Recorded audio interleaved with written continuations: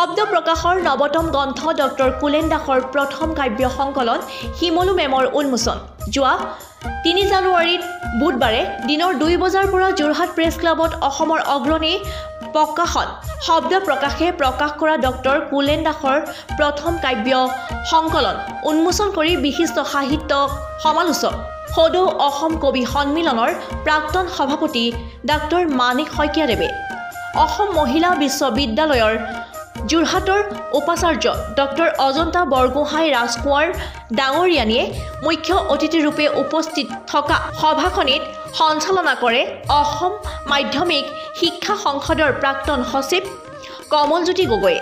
যোৰহাটৰ অনাতাঁৰ কেন্দ্ৰ সঞ্চালক বিশ্বজিৎ দাসে এগছি বন্তি প্ৰজ্বলনেৰে শুভাৰম্ভ কৰি গ্ৰন্থক জনপ্ৰিয়তাৰ ক্ষেত্ৰত কিতাপ পঢ়ো আহক অনুষ্ঠানৰ জৰিয়তে যোৰহাটৰ অনাতাঁৰ কেন্দ্ৰই এনানী কাৰ্যসূচী গ্ৰহণ কৰি পাঠক শ্ৰোতাৰ অভূতপূৰ্ব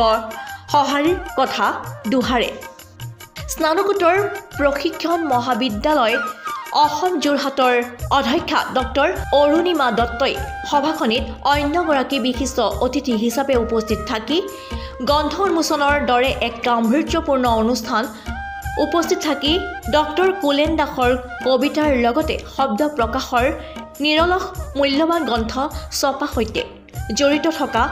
সকলো যোগাত্মক দিশ বুলি উল্লেখ কৰে শব্দ প্ৰকাশৰ স্বত্বাধিকাৰ ৰঞ্জিত গগৈয়ে উদ্দেশ্য ব্যাখ্যা কৰা সভাখনিত আবৃত্তিকাৰ প্ৰণৱ কুমাৰ বৰপাত্ৰ গোহাঁয়ে ডক্টৰ কুলেন দাসৰ উন্মোচিত গ্ৰন্থখনিৰ 2টি কবিতা আবৃত্তি কৰে সভাত doctor Homendra Borgohain doctor Goutam Kumar Saikia doctor Surya Kumar Chetia Barnali Baruah Das Bipul Kumar Regon Pranjal Kumar Khaun Chinmoyee Sandikoi Prabhat Saikia Nirada Gogoi Moniram Lahon Mitali Saikia Manojna Pran Bordoloi আদিয়ে অংশগ্ৰহণ কৰে মোৰ জীৱনৰ প্ৰথম কবিতা সংকলন শিমলু মেম আজি উন্মোচন কৰিব ডক্টৰ মানিক শইকীয়াদেৱে আৰু কবিতাখিনি বিশেষকৈ নৈসৰ্গিক আৰু মানৱীয়তাৰ গুণৰ যিটো দিশ এই দিশটো ইয়াত প্ৰতিফলিত হৈছে লগতে কেইটামান প্ৰতিবাদী কবিতাও ইয়াত সংযোজিত হৈ আছে আৰু কবিতাখিনি লিখাৰ যথেষ্ট সময়ে মই লৈছিলোঁ আৰু লওঁতে ইয়াৰ ভিতৰত যিখিনি কবিতা মই মানে গ্ৰহণ কৰিব লগা হৈছে প্ৰকাশকৰ কাৰণে সেইটোত মই যথেষ্ট কষ্ট কৰিছোঁ